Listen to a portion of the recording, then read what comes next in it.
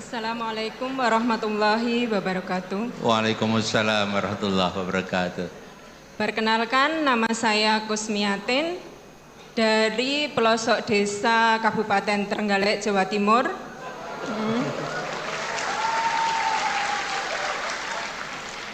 Alhamdulillah pada hari ini saya mendapat kesempatan untuk bisa bertemu dengan Gus Bahak dan Prof. Quraisy Shihab. Lantaran anak saya dua-duanya kuliah di sini dan bekerja di sini. Untuk pertanyaan sebelumnya dari para akademisi, pertanyaan ini dari ibu rumah tangga yang tidak punya pendidikan tinggi, tapi berharap anak-anaknya punya pendidikan tinggi dan memiliki pemahaman agama yang baik. Saya ceritakan latar belakangnya dulu. Anak saya pertama sudah lulus S2, selesai 30 juz, dengan mudah dididik. Kemudian anak yang kedua laki-laki, justru di saat saya sudah mulai memiliki pemahaman bagaimana mendidik anak dengan baik, tapi justru setelah kuliah dia tidak mau menghafal Al-Quran. Dan itu membuat saya selalu bersedih. Memiliki pemikiran yang kurang baik terhadap anak. Dan mungkin ini juga dirasakan oleh banyak ibu-ibu ketika mendidik anak-anak tidak sesuai harapan. Jadi saya itu tidak memiliki pemikiran negatif terhadap anak-anak saya. Saya ingin memiliki pemikiran yang selalu positif, yang akan nantinya membuat anak-anak saya itu tetap baik. Jadi saya mohon saran, petunjuk, petuah dari Gus Bahak ataupun Prof. Quraisy Shihab, bagaimana menyikapi kondisi yang memiliki anak-anak seperti itu, yang memiliki perbedaan yang sangat jauh, mendidik anak perempuan yang penurut dan memiliki prinsip, kemudian memiliki laki yang mungkin memang bertadi beasiswa. Siapa tahu nanti anak saya yang S2 dapat beasiswa S3 juga di sini. Demikian, dan untuk akhir kata saya juga mohon doanya semoga anak-anak saya khususnya dan anak-anak dari ibu-ibu yang di sini atau bapak-bapak di sini nantinya bisa memiliki putra dan putri yang soleh dan solihah. Amin. Terima kasih. Wassalamualaikum warahmatullahi wabarakatuh. Waalaikumsalam warahmatullahi wabarakatuh. Terima kasih Ibu. Ada dua penanya, Prof. Quraisy dan Gus Bahak. Yang satu mewakili anak laki-laki, nah, yang kedua mewakili ibu. Dan temanya tadi serupa, kira-kira gitu. Yang pertama tadi refleksi atas keadaan yang terjadi di kampus kami, ya. Ini viral loh. Kemudian yang kedua, ini bagaimana menyikapi dalam mendidik anak kok beda-beda gitu Bu ya. Ya. Kan yang perempuan tadi cenderung nurut, yang laki-laki tadi masalahnya itu tidak lagi mau menghafal Al-Quran, kelihatannya gitu yang disampaikan oleh Ibu. Ya, monggo Gus Bahak dan Pak Quraisy. Tadi yang dari UII tadi, yang ngeluhkan perilaku anak-anak UI, tapi nggak rektornya tuh yang dimaksud. Saya pikir semua yang bertanggung jawab pasti resah kayak Anda. Jadi Anda ini orang baik karena resah. Jadi ada cerita, ini faktual tapi ideal itu memang nggak pernah ada. Dulu di era Nabi tanpa ngurangi hormat tuh ada sahabat itu unik. Dia sangat mencintai Nabi tapi nggak bisa meninggalkan hobinya mabuk. Jangan ditiru mabuknya, ditiru fakt itu. Tapi dia kalau disuruh mabuk di tempat-tempat kayak gitu nggak mau, dia inginnya deket-deket. Sampai ada orang yang terus bilang, wah dasar kamu khimar. Nggak neruskan monyet loh ya, ini cerita asli ini cerita. Dasar kamu khimar. Pak Quraisy pasti tahu hadis itu terkenal sekali, ada di Bukhari. Wa kana yulaqabu khimaron itu. Loh ini sudah iya. Saya nggak butuh iyanya rektor karena nggak tahu bilang iya. Butuh iyanya ini. Jadi ini nambah pahalanya Pak Rektor, saya gojlok itu bukan ngurangi pahala saya, nambah pahalanya Pak Rektor. Dan pahala saya dikurangi masih cukup lah, masih banyak, masih banyak. Sampai para sahabat bilang ma'aktsaroma utia. Maksudnya kamu sering dikasih sanksi, dikasih apa, masih tetap gitu. Sampai beberapa sahabat gak kuat terus melaknat dia. Terus Nabi ngendikan la tal'anuhu fa inni wallah la ara illa annahu ahabba wa rasulah. Ada yang riwayat illa annahu yuhibbu wa rasulah. Saya kecewa tapi jangan kamu laknati, saya masih melihat dia mencintai Allah dan Rasul. Terus di komentar Ihya, kitab Ihya bilang falam yukhrij Rasulullah bil maksiyah anil mahabbah, itu saya hafalkan betul hadis itu. Nabi tidak mengeluarkan dia dari status mahabbah, mencintai kebenaran meskipun dia masih salah.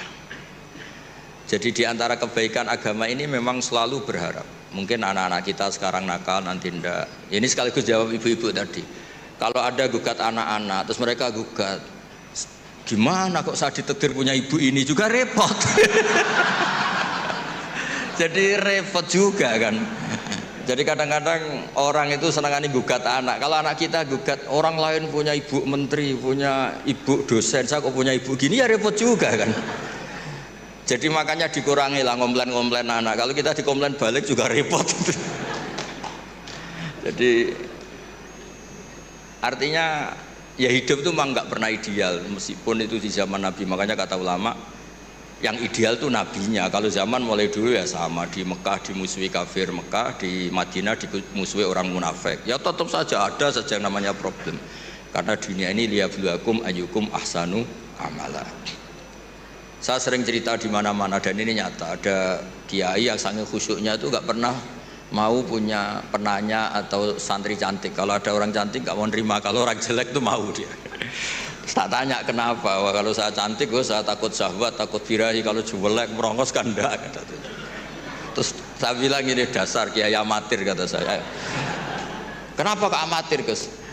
Kalau melihat perempuan cantik itu dosa karena birahi, menghina perempuan jelek itu ya dosa karena menghina.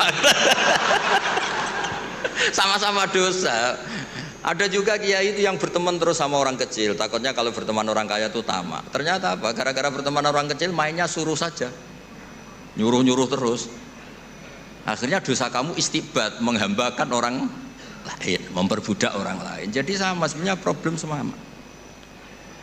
Makanya ini cerita Pak, ini mumpung ada Bu Ova Putri Pak Zeni. Saya itu kalau berteman, kalau nggak ditakdir Allah nggak mau.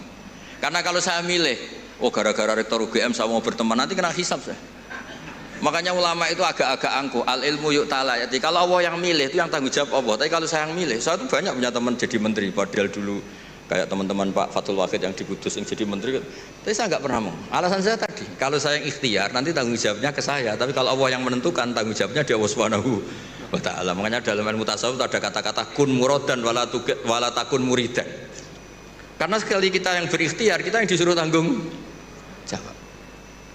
Ya, jadi untuk ngelola anak, ngelola istri atau ngelola suami sama itu tetap inna min azwajikum wa auladikum aduwwal lakum. Ada sisi mungkin kita nganggap anak, suami atau istri itu problem, tapi kata Allah wa in ta'fu wa tasfahu. Kalau kamu anggap legowo dengan fakta-fakta yang kita, karena kalau kita tidak legowo itu zaman Nabi itu ya ada sahabat yang enggak tadi sampai wa kana yulaqabu khimar, itu redaksinya sampai gitu.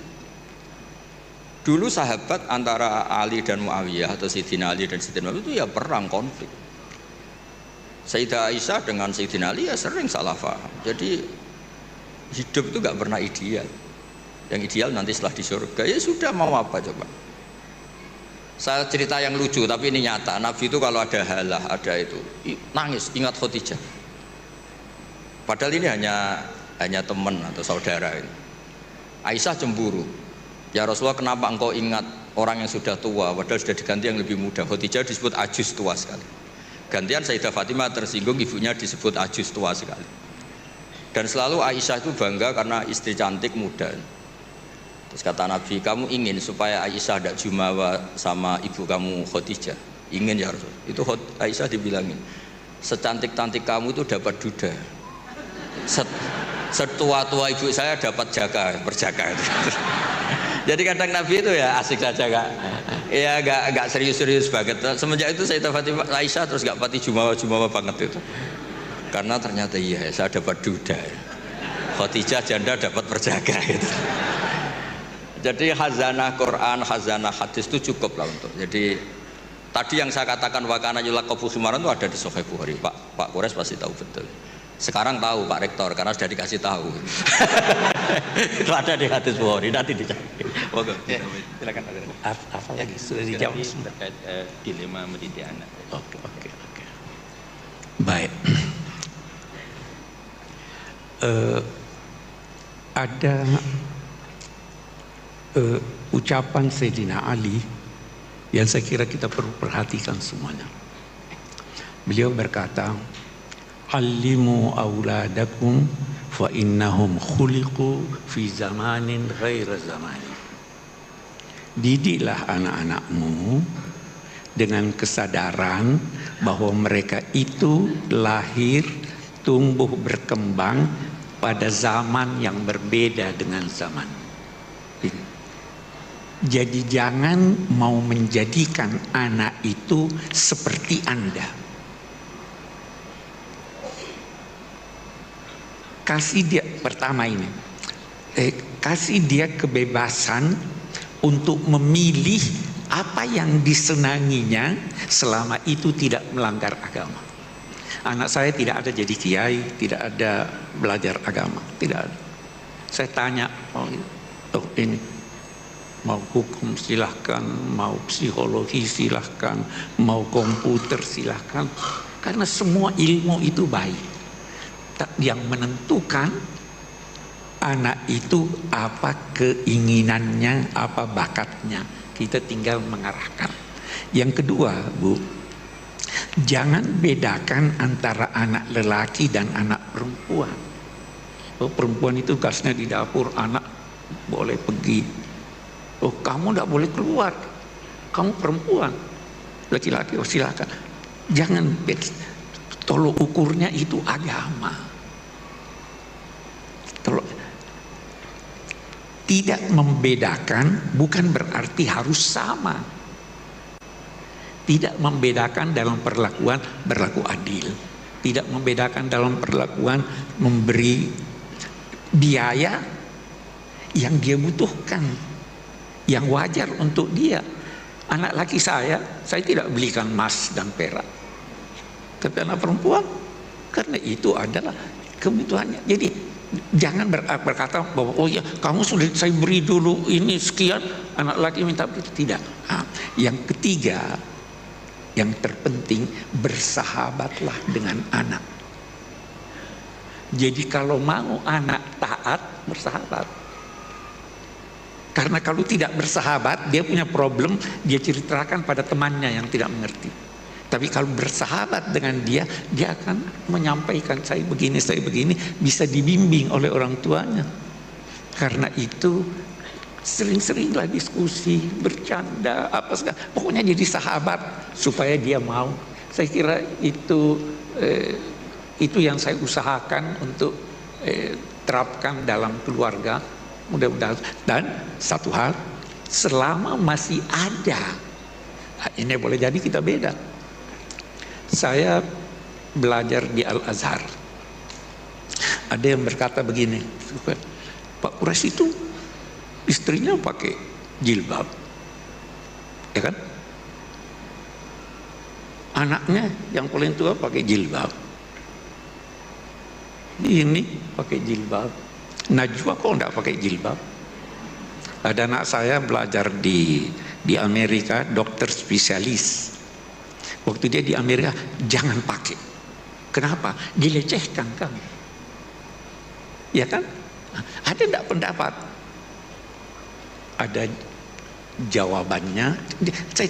Najwa, Abi, saya harus pakai jilbab. Terserah kamu.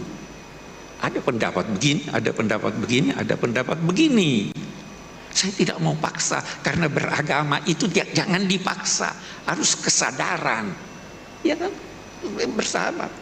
Terus itu yang dia jawab, Tuhan tidak bertanya 5 tambah 5 berapa, karena jawabannya cuma 1. Tuhan bagaikan bertanya 10 berapa tambah berapa. Kita bisa beda-beda. Ya kalau dia mau begitu dan itu dia sadari dan memang ada yang berpendapat begitu, silakan, saya tidak bisa paksa. Dia sudah bertanggung jawab sendiri. Anak saya yang laki sekolah di Australia di bidang komputer. Setelah selesai, saya masih ingin dia lanjut, tapi dia sudah tidak mau lanjut. Saya mau berbisnis, sudah mau ini, ya silakan. Jadi jangan paksa anak, tetapi kalau mau sadarkan dia sehingga dia. Nah, kenapa dia sadar? Karena dia bersahabat dengan Anda, karena Anda bersahabat dengan dia. Saya kira itu kunci yang saya bisa beri sebagai jawaban. Terima kasih. Terima kasih Gus Wahab dan Prof. Gores. Baik, terakhir ini saya